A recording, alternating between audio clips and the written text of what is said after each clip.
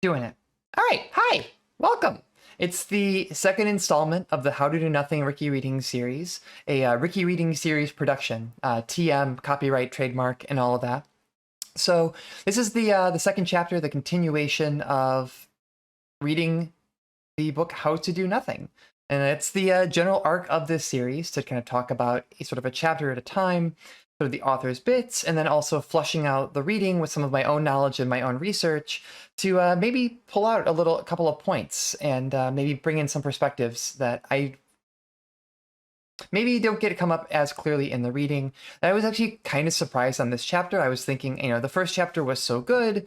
What could really happen in chapters 2 and 3 and so on and so forth that would really build on that premise? And if I would even have enough content to be able to fill out entire streams. And then I sat down and started making slides for chapter 3, and I was like, woo, baby. I'm getting really into this. And once again, it's like I was like 30 slides in before I realized that I hadn't even covered most of the material. So I think we're good to go.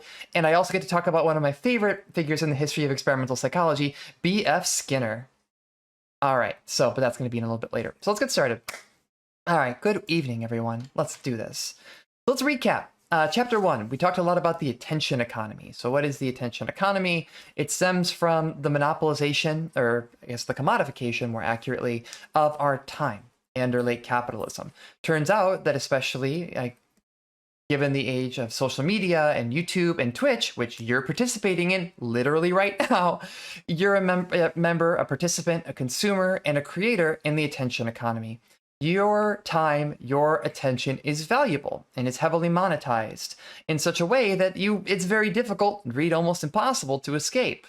And even further down the line, and the little subgrouping under there, is the affection economy, which is usually used to refer to sort of influencers, celebrities, or VTubers like me, who are not only looking to attract and hold your attention, but are looking to develop a parasocial relationship with consumers and then able to control and direct their attention, not only just by having a cool presentation, but by cultivating a feeling of a personal relationship with either them or a product that they're pushing. And then that intersects in like a perfect storm with the hustle culture, which we have connected to the 8-8-8 split. That's the 8 hours for work, 8 hours for rest, 8 hours for what you will, that was initially fought for back in the 1880s and won for back in the 1880s. And then the precipitous decline of the strength of organized labor, which has now broken that 8-8-8 split into a lump 24 hours for us to basically always be pursuing profit. And that's connected to hustle culture through the sort of stagnant wages and rising growth of finance capital in the 1980s that basically have precipitated a situation where most people cannot support themselves on a 40-hour work week. And so the hustle comes in. There's this pressure to always be monopolizing your time, to be finding new ways and new avenues to pursue. You look at Etsy, you look at Twitch, you look at YouTube, you look at any source, really anywhere. There is always a sort of, at least in my experience, either a formal or informal pressure to try to monopolize that. Hey, how many times have you been told, you're pretty good at that? You ever thought about using it to make money? You're good at that instrument. You ever thought about you ever thought about selling music? You're good at making soaps. How do you feel about Etsy? And we rounded out with a hopeful ending note with,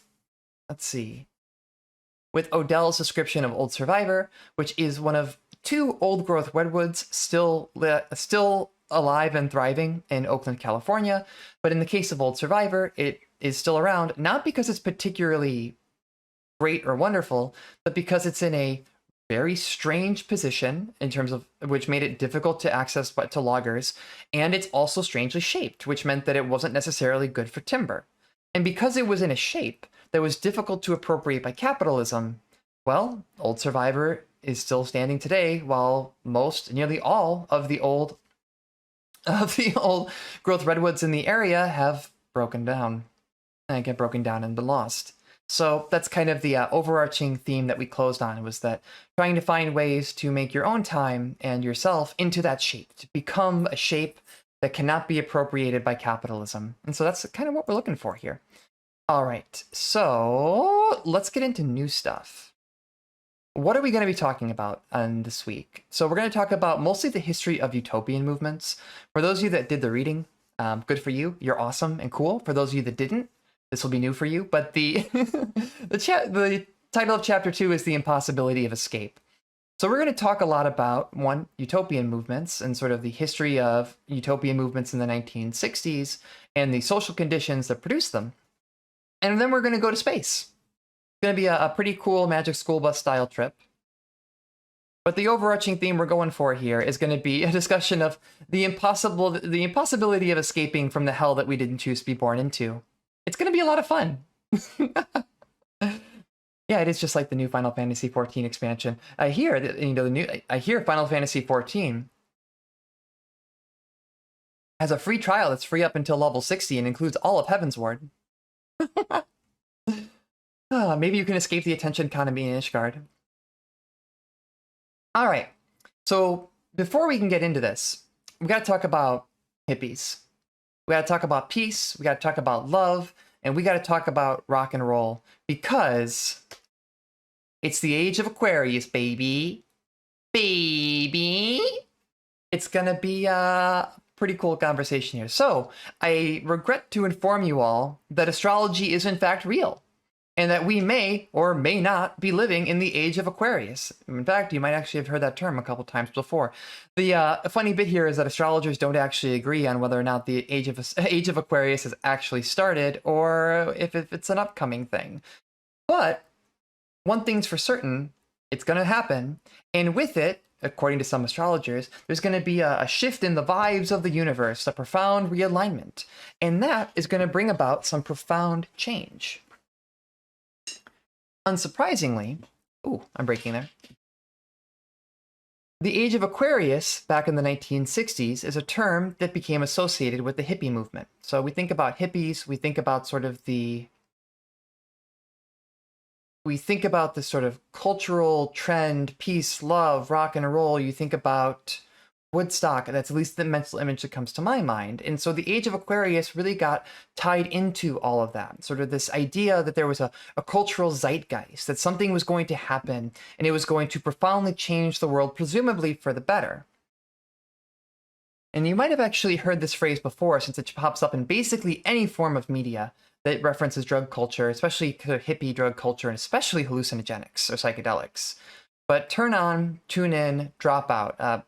Highly cited and famous quote from Timothy Leary back in 1966, which spoke kind of to this general perception that was happening at the time. So Timothy Leary himself was a prolific user of LSD and really initially pitched this idea of sort of using psychedelic drugs to access this sort of a universal consciousness or a movement that was occurring on. That's the turn on, tune in, sort of attuning to sort of the shift that is occurring in the universe, and dropping out. And that's really where we're going to focus here, dropping out. Finding a way to pull away from the world as it exists, to find something new, to expand into the sort of age of Aquarius, into the zeitgeist, find something and move to that, leaving behind sort of a general feeling of alienation that was prolific in this period of time. In fact, let's see, I'm trying to think of a couple places that have references. I know Super Jail references this. I know A Scanner Darkly references it. Like I said, basically anything that has sort of that psychedelic trippy vibe has probably dropped this somewhere. Probably Rick and Morty even, now that I think about it. So now we're thinking about hippies. And of course, I went to the Google, and this is what I got. And this is kind of my mental image when I think about hippies. And in order to understand the cultural relevance and the cultural forces that gave us the hippies in the sort of the mid-1960s into the early 1970s, it's important to understand sort of what is happening in the world at this time. Because as much as we're thinking about sort of peace and love here, there's a lot else going on. So think about this. This is the generation of people that are coming into their, sort of their 20s, let's say, 20s to early 30s, in the mid-1960s. So they were born approximately after World War II, and they have experienced, and throughout their entire lives, a period where America is a global superpower, both economically, politically, and industrially. There has been a surge of movement to the suburbs, particularly among white families with white flight. You have the relative prosperity that's following. And so the surge of a powerful middle class also gave birth to the middle class drug culture. So we're talking about and thinking about sort of turn on, tune in, drop out. It connects to this normalization in the middle class of the use of drugs and particularly psychedelics and hallucinogenics. I mean, really think about it. It's like, this is 1965. This is way before the war on drugs. So this was actually becoming sort of a cultural zeitgeist that was happening, especially around the popular culture and the music of the time. On top of that, even stuff that we're thinking about, or at least I think about, as being very commonplace, like the shift to FM radio and the presence of televisions in the home, were new things, and this led to an advertising boom. So when we're thinking about sort of the attention economy and advertising, this was really a heyday for it. This was a whole new avenue was there to exist and to be experimented with by advertisers that were looking to push products to sort of this newly wealthy middle class that actually had some form of spending capital. And culturally, if you're like me and you listen to way too many podcasts, and many of them are about queer media, you're probably aware of the Hays Code. So the Hays Code was also a sort of a set of rules that Hollywood had imposed upon themselves. I want to say imposed on themselves. I might be wrong about that one. But it was a set of rules imposed on cultural production that really limited what could be depicted in media. And if you're, like I said, queer like me, it was pretty hard to have any sort of queer themes or queer, and everything had to be reduced to subtext in order to get around. Yep, it's very similar to the Comics Code Authority. But coming into this period, again, mid-60s to early 70s, the enforcement of the Hays Code started to decline. So let's think about this. We've got this burgeoning drug culture, we've got these technological shifts that are happening, but also socially, and even to a point, morally. There's new frontiers that are opening up in media, new things that are being depicted, new ideas are coming out. But it's not all sunshine and rainbows, unfortunately. I hate to be the bearer of bad news, because it turns out that actually, on top of all these things that were following World War II and sort of this age of prosperity and relative prosperity, I mean, racism still exists at this time, like we'll talk about, but there was a whole ass Cold War going on. And not only that, in 1962, we see the Cuban Missile Crisis. In 1963, the assassination of JFK. The Civil Rights Movement reaches a peak with the assassination of Martin Luther King in 1968. And in 1969, nice, the Stonewall Riot happens, kickstarting the gay liberation, or the push for modern gay liberation and the Pride movement. So while we're thinking about this and trying to contextualize it, yeah, there's a lot of things that are happening in the 1960s that are cool. And you can also keep in mind, there's a lot that I'm not mentioning here. This is a very short list. I mean, for example, and let's see, what else could we bring up? We could talk about the cultural animosity around the Black Panthers. We could talk about the Kent State shooting. And it's like, and all this is coupled with having televisions in the home. So not only is all this happening, but there's a greater cultural awareness that all this is going on. How wild is that, right?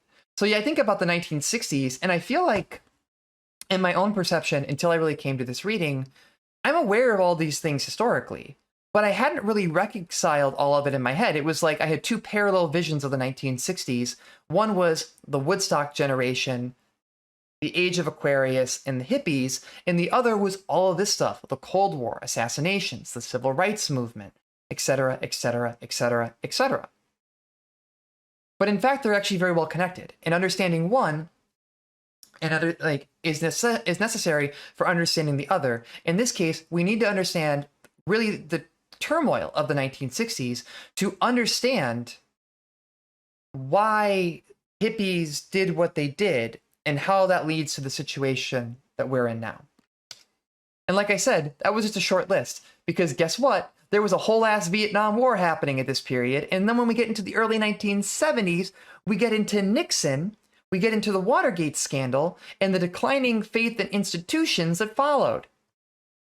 And in 1969, the Manson family murders Sharon Tate. And it's so, there's a lot going on here.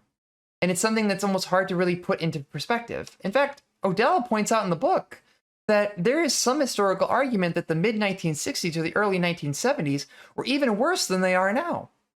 And they're pretty bad right now. If you're like me, a woman in her late 20s to early 30s, I have lived through 2 once-in-a-lifetime recessions, 9/11, the war on terror, the war in Iraq, and that's just a short list of the things that have happened just in my lifetime in the past 20 or so years. And yet, there is a genuine argument that things in the 1960s and into the early 1970s were even more tumultuous. So pulling it together, there's a tremendous upheaval socially, technologically, politically, both domestically and internationally. Like I said, there's a whole ass Cold War going on. The Soviet Union exists at this time.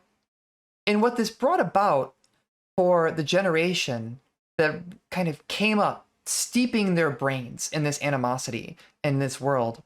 Think about it. From the moment you were born, you have been steeped in nuclear brinksmanship.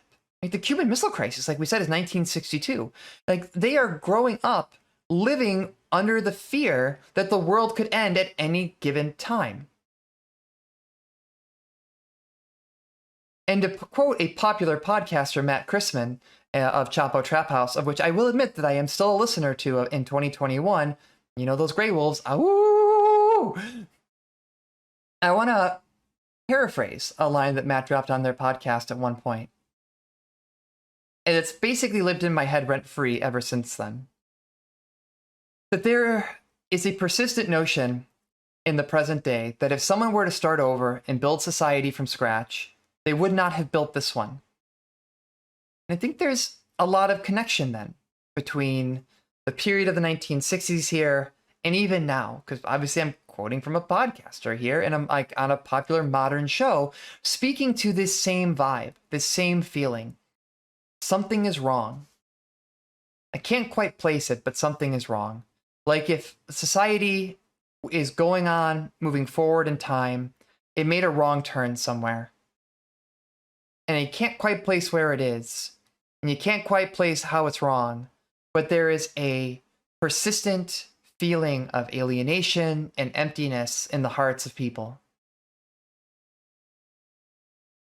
And this is how we get to the Commune Movement. So, what do? Let's say you're 23. You're really into this hippie culture. You're getting into the counterculture based around the age of Aquarius.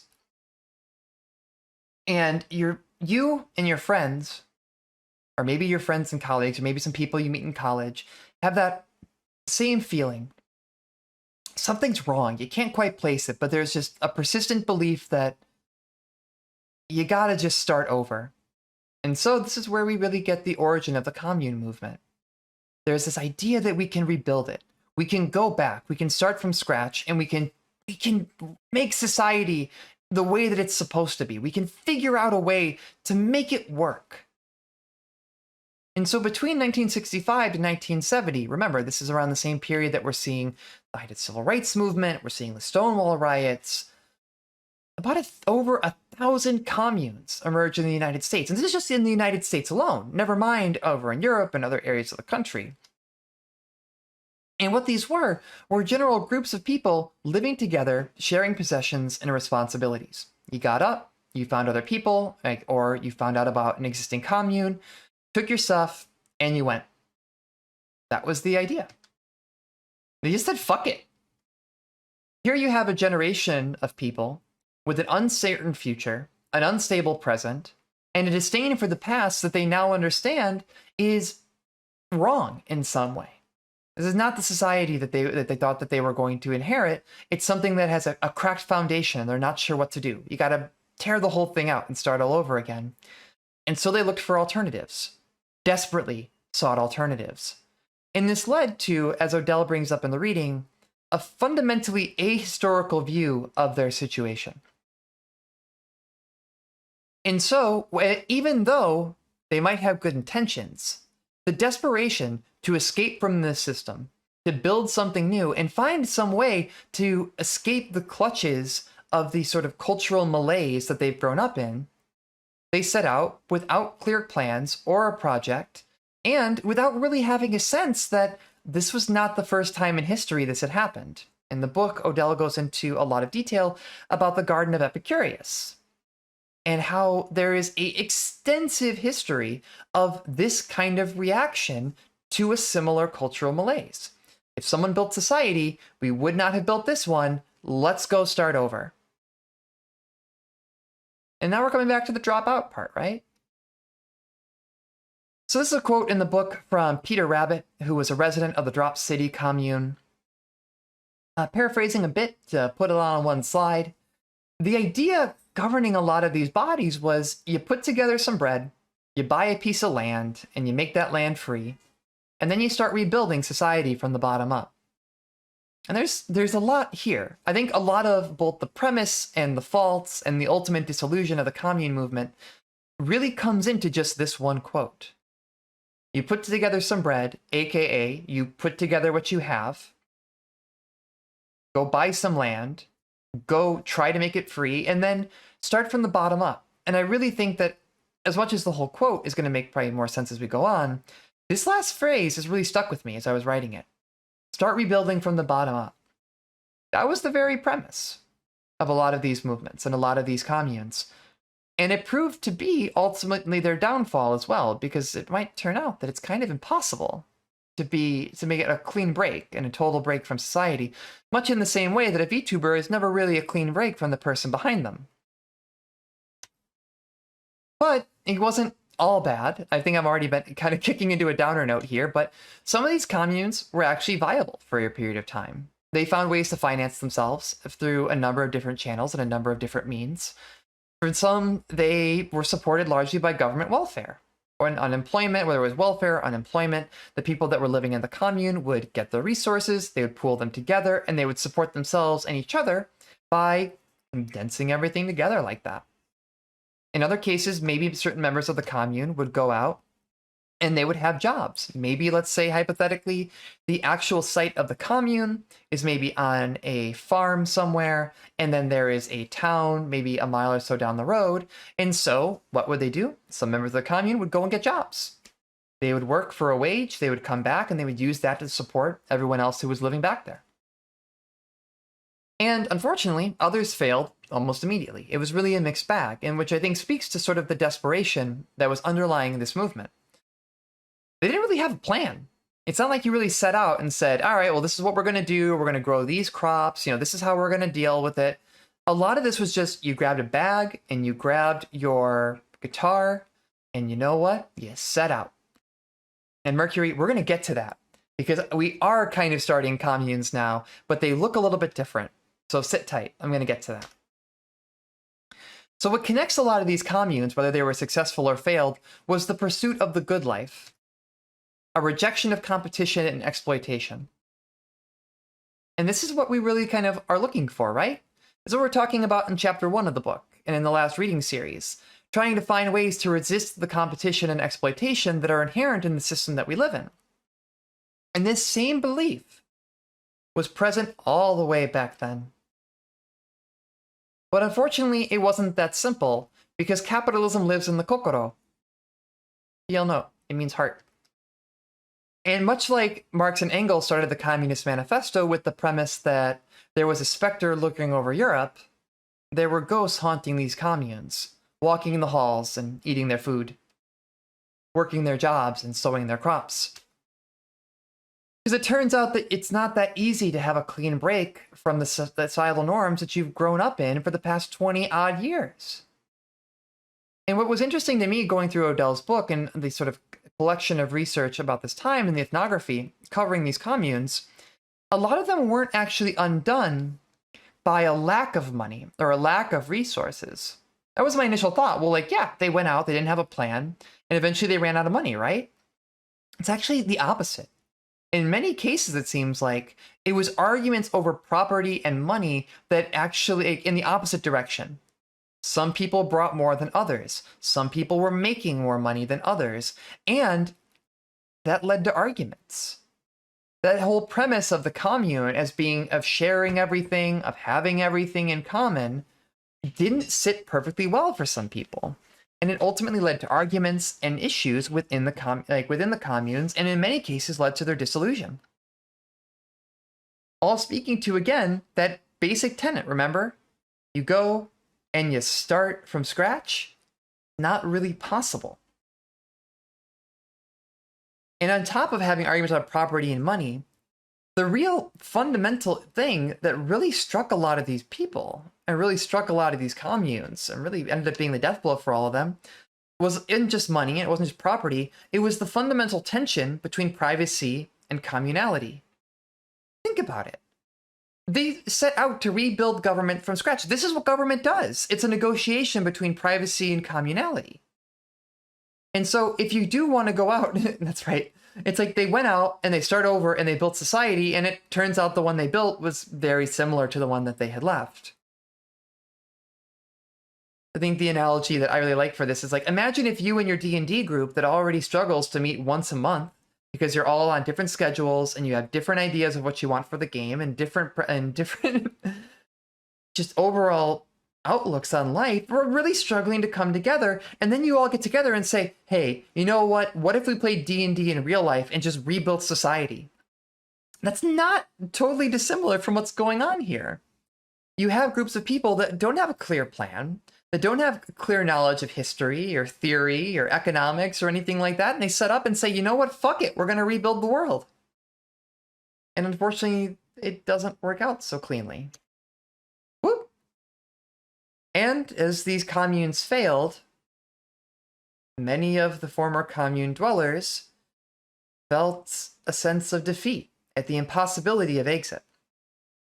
They had tried to rebuild society and failed. And in doing so, as we'll talk about a little bit later, I think there was a fundamental cultural shift. Because if you can't rebuild society, well then you have to look for an alternative, right? Because that cultural malaise, that feeling that something is wrong, isn't going away. So what do you do then? Well, I'm going to pivot a bit for a second. We need to talk about classic literature before we can talk about that. So many of you are probably familiar with Walden, originally published by David Henry Thoreau, which is the worst pen name of all time. I mean, come on, Thoreau. He just switched his first and middle name. It was like, haha, it's brilliant. It's my pen name. I'm so smart. Thoreau, transcendentalist authors, am I right? So what is Walden? It's a fundamental piece of American literature, particularly situated within the transcendentalist movement. It's so stupid, it must work. No one will know it's me. It's like when your VTuber has the same name as you. So basically what you need to know is Thoreau went out into nature. The premise of Walden is that Thoreau sort of basically turned his life into a slice of life anime, supposedly walked out into Walden Pond and lived off the land, and he was roughing it and doing all this cool stuff, and he wrote about his adventures and his thoughts and his experience in nature, and it became a phenomenon. And we still read it in literature classes today. But it's not really what it happened at all. Turns out that his friend and mentor, Ralph Waldo Emerson, actually owned the land that he was camping on. He was camping in his friend's backyard. And also, he wasn't really roughing it. In fact, Walden Pond was close enough to his family's home that his mom was doing his laundry while he was out there. So the image of Walden, of Thoreau walking out into nature and going ahead and blazing this trail and having these profound insights, doesn't match up with the reality at all. And I think connects back to that idea of the impossibility of exit. We have this ideal that you can just walk out and leave, but you really can't. And some of these foundational ideas that underscored this belief that this sort of commune movement could be successful, I imagine could be traced back to the success of Walden and the contradiction of its production versus reputation. But if Walden was so great, why isn't there a Walden? Oh shit, there is. There is a Walden 2, the sequel. Not quite. But B.F. Skinner, best friend forever Skinner, BFF Skinner, wrote a book called Walden 2 that gained popularity during around the same time that these communes were taking off, in which Skinner envisioned an alternative utopia. In this case, it's a managed society, an authoritarian society. The way Walden works out is that you've got a society where, even from infancy, the residents are conditioned through the principles of classical and operant conditioning pioneered by Skinner, to exist within this managed society where people have a place, they have a role, and that's kind of it. And everyone is happy. It works out. They sit down. From infancy, they're conditioned to fulfill a role within the society. There's an upper crust of managers that oversee the community and oversee the conditioning of the people that are living within it. And everyone is happy with it, right? Let's give a little bit of background to B.F. Skinner. This is a fun bit. I don't think this really came up in the book, but I happen to have a doctorate in experimental psychology, and he happens to be one of the most infamous experimental psychologists there is.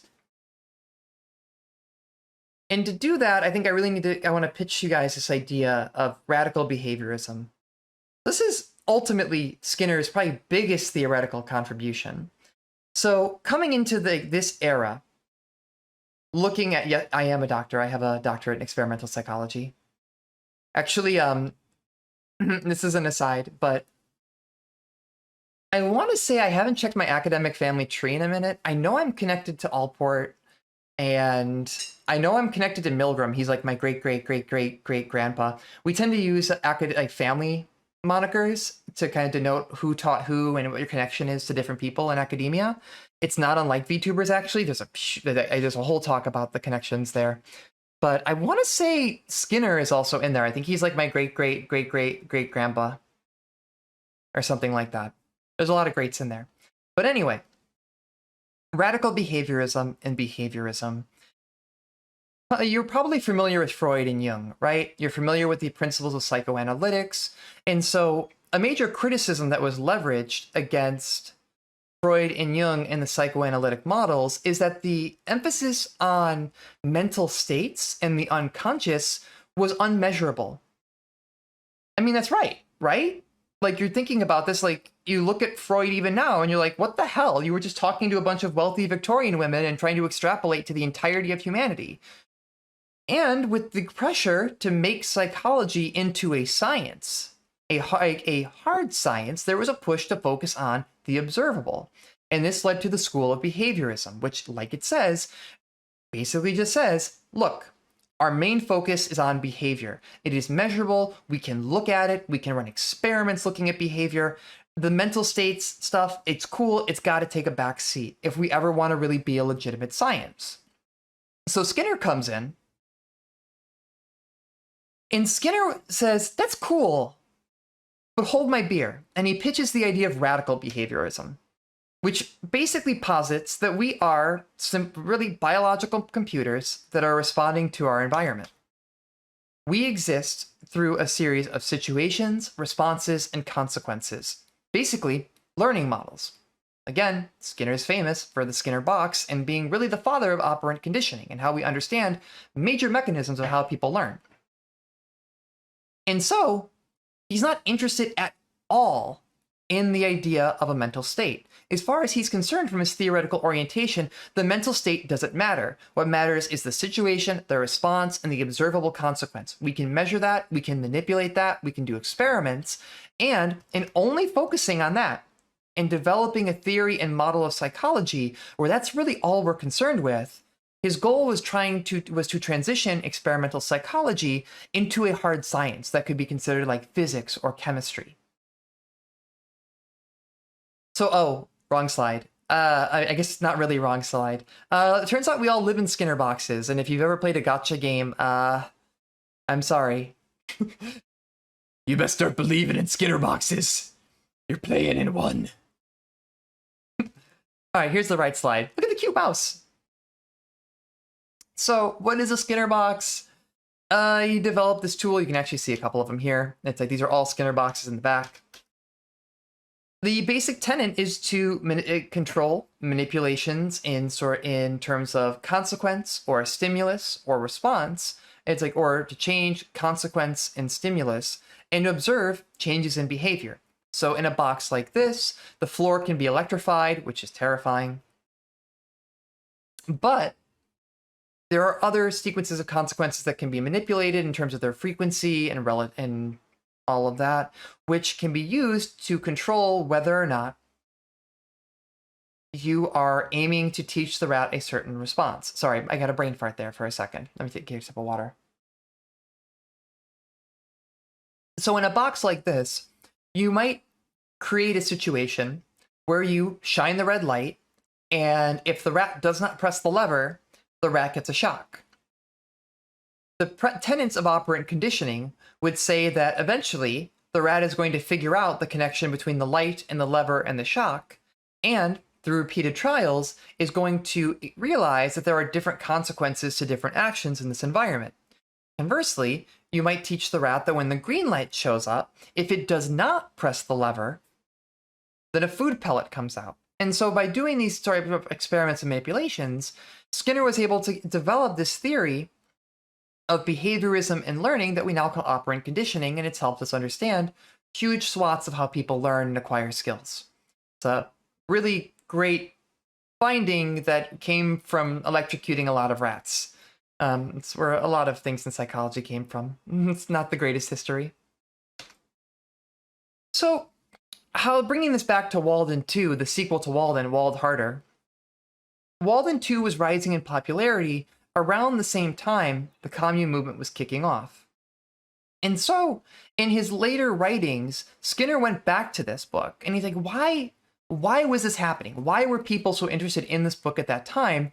And what he points out is the same problem.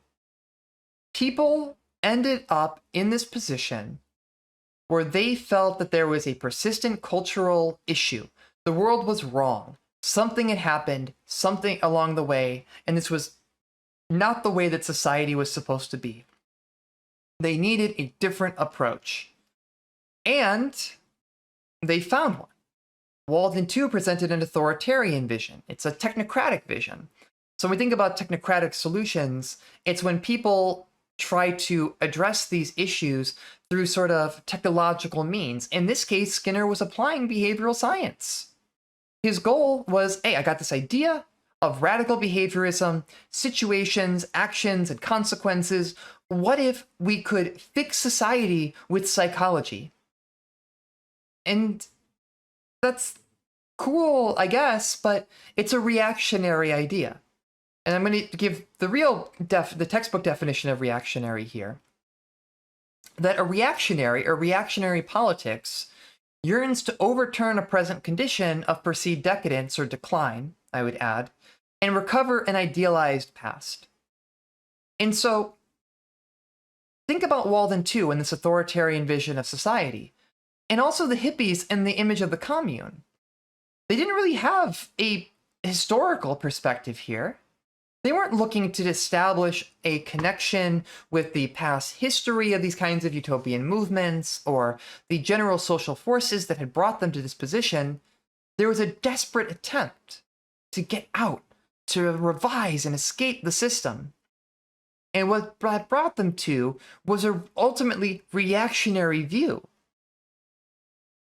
There's no real effort here. There's no real project here. We just need to get back to this idealized past that never existed.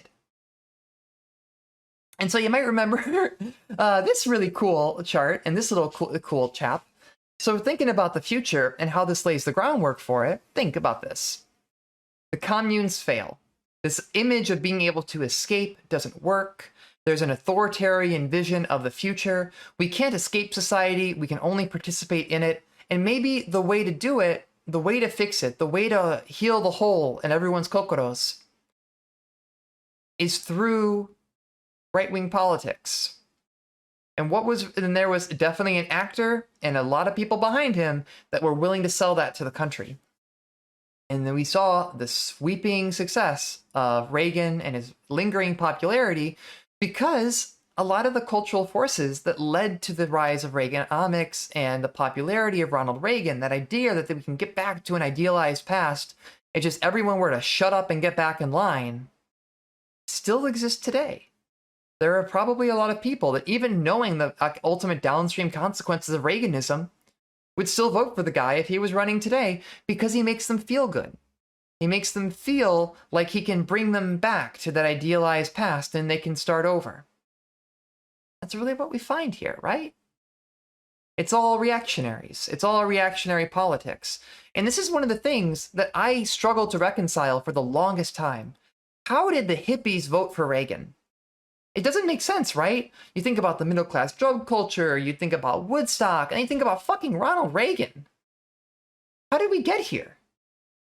And this chapter really helped that make sense to me. It's all reactionary politics.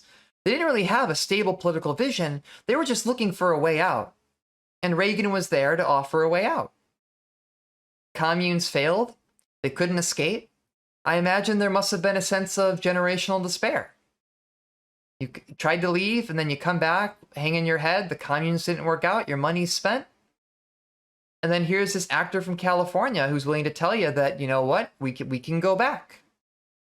It's ultimately the idea of America first, and it really paves the way for MAGA, right? Make America great again. What is that but reactionary politics?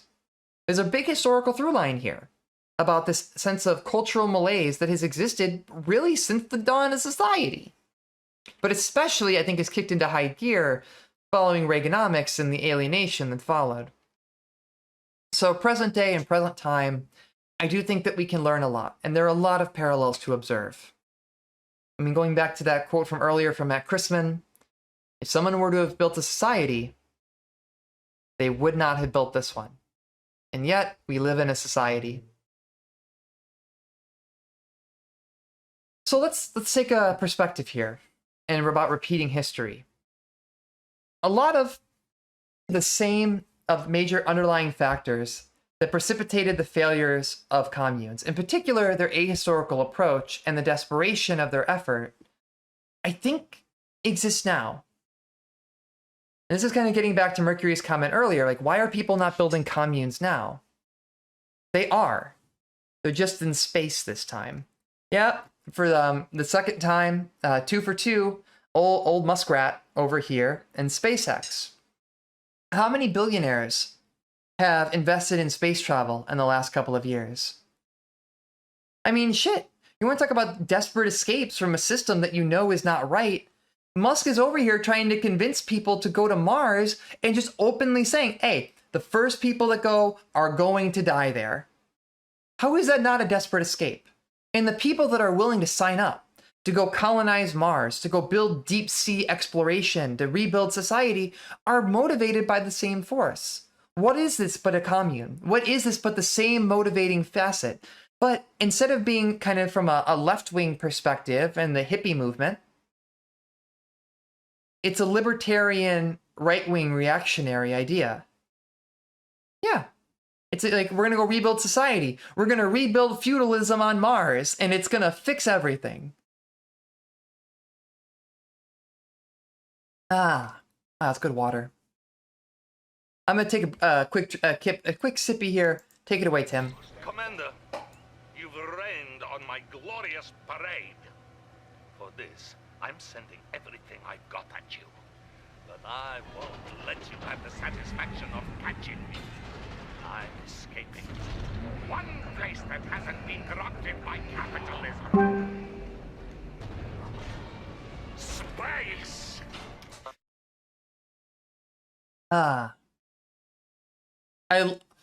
Tim Curry was the voice of Nigel Thornberry? What? Wow, you learn something new every day. I feel like there's been a persistent theme in my life ever since my girlfriend showed me that it was Tim Curry in Red Alert, that now I'm just looking back and thinking, Tim Curry has been so many people throughout my life, and I've never realized it. Also, it's my favorite part. Like, this expression, he's trying so hard not to crack up. I love Tim Curry. Space! Love it. Love a king. Commander. There we go. He's trying so hard not to laugh, right? It's hilarious. So, catching up here, and then just, space! Sorry, I have to do it every time. But I think that that's a good point. Like, when we're thinking about evangelicals, because I mean, that is fundamentally now the Republican voting base, right? It's predominantly right-wing evangelicals. I think there's the same idea. There's this belief that something is wrong. We just need to go back, and it's an authoritarian, and they're seeking an authoritarian project. In this case, there's an authoritarian means of trying to bring about the rapture. They literally want to bring about third, fourth, however many impacts there have been in Evangelion. That's the evangelical project. End the world and start over. Because it's all fucked to begin with. This is all connecting back, right? This belief, this enemy, this alienation leads to people seeking these desperate escapes that include ascribing to a religious ideology that wants to end the world and start over. Like, ah! Anyway, all right. So present day and present time. Raise your hand if you are familiar with the term digital detox. That's right. I can't see your hands. I'm a VTuber. I can't even raise my own hands. I'm so funny. Make sure that you give me a 5 on the evaluation at the end of the course. But going back and into the actual subject matter here, from think about Burning Man. This idea of a hippie celebration in the spirit of the communes, going off into the desert, all the way to stuff like these digital detox retreats and camps. I think the spirit of escaping is alive and well. It's very popular. People want to go out, but it's also been commodified and is sold predominantly to CEOs and powerful people that can afford to go to a weekend detox camp where they do special forms of yoga without their phones. This is commodified and sold to the people that are chiefly in charge of maintaining the system that they live in. I think Burning Man is a really great example. In fact, actually, in Odell's book, there's an extensive portion where she tracks the history of a founder of one of these digital detox camps who then later on ended up basically leaving the company to go live in the woods because he needed a detox camp away from the detox camp because the project that he had started with had ultimately only served to reproduce the circumstances of alienation that he was trying to escape from. And I think part of that, at least a component of it, is that focus on productivity. A lot of these sort of detox camps and like this belief that you can go out isn't framed as this is for your own good, or the system that you're in is just fundamentally unhealthy for people. The idea is that you go to a digital detox center, or even what's sold to people as a digital detox kit or a digital detox lifestyle. It's not supposed to make you happier. It's not supposed to help you feel less depressed or less alienated. It's to make you more productive. This came up in the last reading series. Remember we were talking about asthma, right? So Odell talks about active listening in the Rose Garden as a process of sort of resisting the commodification of your time, really connecting it to mindfulness. But on the flip side, asthma and more broadly mindfulness practices are heavily commodified now. They're in fact a big business because capitalism is very good at monetizing your attempts to escape from it. It's like one of those mazes in a puzzle game where if you go through the wrong door, you just go back to the start. That's kind of how capitalism is structured to function. You go out, you try to escape, and then your attempts to be mindful or attempts to get away from the system are just funneled back into the system. In this case, you're like, I'm so burned out by the influx of information. I'm on my social media. I need to get away from it. I'm going to go spend money to go to a digital detox center or a digital detox weekend retreat that's supposed to make me more productive when I come back. And that's the real focus. The focus isn't on improving your actual health or well-being. It's on making you more productive for the people that you work for when you get back. I mean, shit. I looked up a couple of these ads, and you even see it. It's even if it's not in the actual text, it's usually not hard to see. But in this case, it's in the actual text. Why do it? Why would you do a digital detox? Well, you'll sleep better. Okay, that's cool. But right over here, you'll boost your productivity. The reason you should do this, to unplug, to get away from the sort of the system of the attention economy, if even for a little bit, is so that you can just be more productive when you come back. How does that change anything? It doesn't change your material condition. And speaking of great videos, I had to go back and add this to the slides because it's too perfect. But maybe some of you saw this yesterday. I know it went viral, but in case you haven't, that's quiet that people could go and focus on their mental and emotional well-being. The Zen booth is an interactive kiosk where you can navigate through a library of mental health and mindful practices to recharge that internal battery. And navigate through a library of mental health. Look at this image. How is this not horrifically dystopian? How is this not exactly what I was just talking about, right? It is literally a tiny booth in the center of an Amazon warehouse where your coworkers are pissing in bottles to meet their quotas. But hey, you can go to the mindfulness practice room for 15 minutes and you can browse some quick deep breathing exercises. And then when you step outside, you're literally back in the warehouse. You're literally back in the warehouse. There's nothing here. I can't imagine it's even quiet in there. What the It broke my brain. It broke my brain to see this. And if you want to think about it, the commodification of mindfulness, it's right here. Amazon paid this woman. Zen. I wanted to provide a place that's quiet that people could go and focus on their. They paid this woman to come up with a crying phone booth, a phone booth that you can cry in the center of your workday. Well, it's not. I don't even have words for it. Also, what's going on with those eyebrows? But yeah. There's just I can't. It's too literal. It's too literal. Like, you can't even make a joke about it. You can't even joke. Because this is exactly what we're talking about here.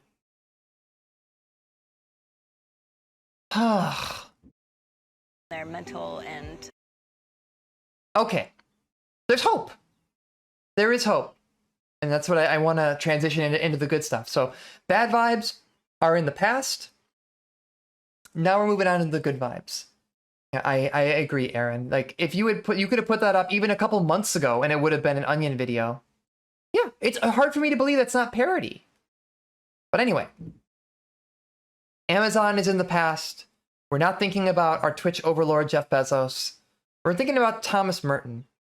We're thinking about our absolute boy, Thomas Merton, an anarchist Trappist monk writing in, I don't have the book in front of me, but I want to say the 1930s and then on.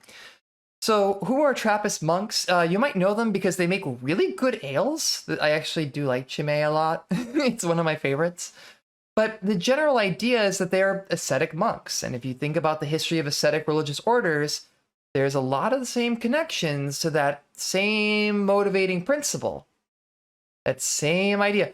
Thank you, Pixel Witch. Chimay Blue, very good. Very, very good. Everyone, if you get a chance, give it a shot and thank Thomas Merton. But anyway, the motivating force that pushes people to join ascetic religious orders are probably pretty similar to a lot of the same galvanizing points that motivated people to move on to communes, right? Something wrong with society. And so what are we going to do? We're going to go off and do what we need to do. It's like, and to rebuild and fix what is wrong. But one of the bits that comes up consistently when we're thinking about the dynamics of the commune movement that ultimately sowed the seeds of their dissolution is the premise that you are either totally separate or totally participatory in the system. And what the communes found out is that as much as they thought they could have a blank slate, that wasn't really possible. And the disillusion that followed that led people to go back into the system. You're disillusioned, you're feeling kind of hopeless, you still have a hole in your kokoro, and so you vote for Reagan in 10 years. So what Thomas Merton brought up in his later writings was a challenge to this notion. Removal or retreat is necessary to maintain perspective. But in doing so, and what he found was that taking a step back from society, remember, this guy's he's an anarchist that's joined an ascetic religious order, reminded him that he had a duty to the world. Think about it. Like, you look at it and you're sitting to yourself, yeah, the world sucks, but I feel like I have an obligation to try to make it better. And so what he found was that that total separation was unrealistic.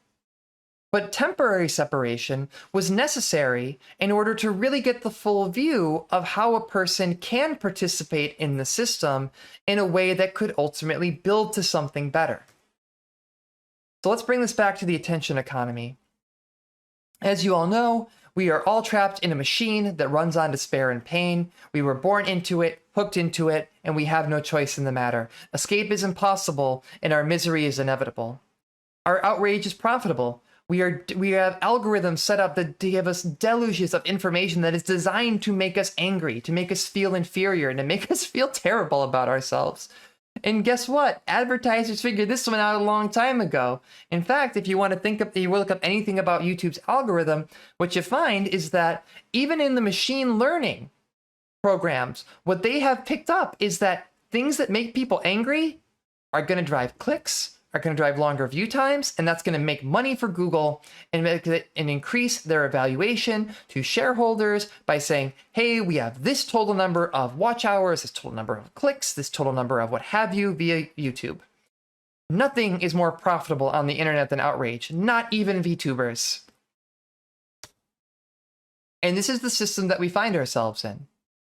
Our brains are constantly swimming in a pool of anger and sadness.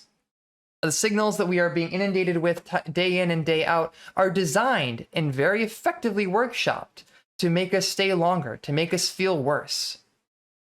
And that sucks.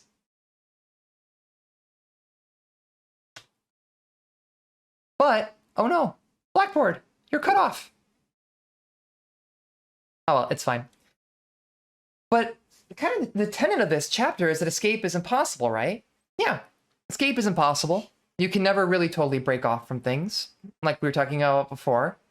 Yeah, Magic Blackboard is acting up. But as much as you might try to separate from the world, that's not going to happen, right? You can't do it. It's not possible. And it's actually an error that is doomed to fail. So the question is not whether or not we're going to participate in the world. The question is, how are we going to participate in the world? And I want to propose an idea. I want to propose touching grass. You can do this right now. It's raining outside and my dog is getting spooked. But if it wasn't raining, I could do this right now. I could go walk outside and I could touch grass. Go outside and actually do it for free. They just give it away. So what are we really getting at here? Getting at logging off. Remember the fundamental flaw with a lot of these detox programs, right? There's an emphasis on productivity. When we think about stuff like making content for the sake of viewership or making money, it's always coming back to productivity. So when I think about logging off, particularly with the attention economy, or even just retreating from the general situation that we find ourselves in, turns out, oh no, my puppy spooked. I got a scared puppy here. Hazel, it's okay. You're inside. There's a roof. Sorry, I gotta try to calm her down. She's like pacing back and forth and freaking out. So logging off. There doesn't need to be an emphasis on productivity, right? In fact, emphasizing productivity and saying you gotta log off so that you'll be better prepared and rested when you come back defeats the whole purpose of logging off. You're not actually leaving the system. And by logging off and getting out of the system, even temporarily, it can help establish a perspective and envision a better world. You know, I've found that actually in reading this book, I've seen this a lot in even my own life. And in fact, I don't know if they're watching now, but one of my friends who I have the utmost respect for really it hit me with this at one point. you don't have to stay gone, but make sure you log off every now and then. And once I took their advice and started shutting down my social media for like periods of time, stepping away from stuff, or like, I had found that my perspective shifted a lot. And it helped me to imagine ways that I could engage with things that were not only more productive, well, that was not the goal, but it was a nice side effect, but ultimately were healthier. That made me feel better about myself. Logging off Twitter was it felt weird for a while, but once I ultimately came back to it, I had a more realistic appraisal of how I was relating to that media, and was able to really see ways that maybe, like, obviously a lot of my friends are there, I need to fit it into my life, but I need to find a way to do this where I'm also still taking care of myself, right? And that was the real goal. Find a way where I could envision a way where I could more healthfully interact with the media that is ubiquitous in my life.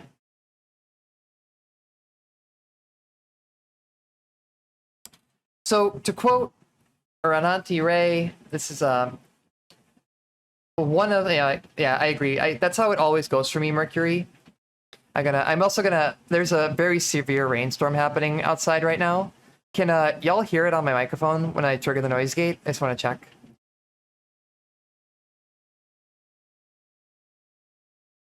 I'm in fact VTubing from outside right now. Okay, good. Noise cancellation is working. Awesome. So one of my favorite quotes, my very, very favorite quotes that again has really stuck with me since I first heard it. Another world is not only possible, she is on her way. On a quiet day, I can hear her breathing. And I think that really connects to a lot of this here. That we do exist in Hell World, but there's a way to get perspective. And in taking a step back, we can see the way that maybe we can improve the world, in a way that we can change both ourselves and the way that we interact with it, in a way that is maybe building to something better. And though we might not be able to make a total break from the system that we exist in, we might be able to change it in some way and make the world a better place. So Odell points to this idea called standing apart, which I really like, which is that, as Merton writes, rejecting the world in the same way that the hippies did in the commune movements, or Muskrat is in SpaceX, and we're going to colonize Mars, that idea of just, saying fuck it and going somewhere else is ultimately an immature notion. It's not really doing anything for anyone. It doesn't have a sense of history or time. It's just a desperate attempt to lash out. It's a tantrum, really. And it's through standing apart, i.e. finding space and perspective to refuse, if only temporarily, that we're able to really get a perspective on something better. At least from Odell's, like Max here in the book. And so, kind of on that notion, and where I want to wrap here, it's not so much about becoming a tree. Becoming a tree is cool, but resisting, finding ways to build connections with people, making connections with other trees who are also attempting to resist in place, helps build to something better. And so much that you can do more than just become a tree. You can help lay the groundwork for a forest. And so I think that's kind of where I'm sitting now. And then after reading this, that was the thought that I found myself with, is that it's not enough to become a tree. To become a tree is lonely. But to build a forest, that sounds nicer. So I think that's what I want to try to do now. Gotta find other trees and find ways to stand together. So that's really, there's some stuff that happened in chapter 2 that I didn't mention. There was a more detailed explanation of the Garden of Epicurus and its historical importance, but I feel like this was a pretty good summary, and I got to pull in a little bit more information on stuff like B.F. Skinner and sort of the reactionary politics and SpaceX, and Tim Curry was there. I was really excited by this chapter. I wasn't expecting it. I thought that this was going to be, especially my partner, who had initially pitched the book to me, said like it's all in the first chapter and then everything else is kind of, downhill from there. I was really floored, particularly by that little light bulb that went on in my brain of like, oh, that's why the hippies voted for Reagan. It makes sense now. Yeah, it's a chunky nugget, and I like reading the book this way. It gives me time to marinate on the ideas as they're coming up. So I'm looking forward to chapter 3, because just based on the chapter alone, it's called, I think, The Anatomy of Escape. It seems like it's going to be less about the impossibility of getting out and more about what does it look like in ways that you can stay in while still taking care of yourself. So that's what I got for this. I think this is the end of chapter 2. So I hope y'all had a good time. I hope it's something that might be useful or interesting to people, and please look forward to chapter 3. It's going to be a rip-roaring good time.